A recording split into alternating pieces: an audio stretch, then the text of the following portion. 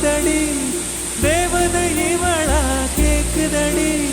தன்னிலை மறந்த பூக்குதடி காற்றினில் வாசம் தூக்குதடி அடி கோயில் எதற்கு தெய்வங்கள் எதற்கு உனது புன்னகை போதுமடி இந்த மண்ணில் இது போல் யாரும் இங்கே எங்கும் வாழவில்லை என்று தோன்றுதடி ஆனந்த யாழை மீட்டுகிறாய் அடி நெஞ்சில் வண்ணம் தீட்டுகிறாய்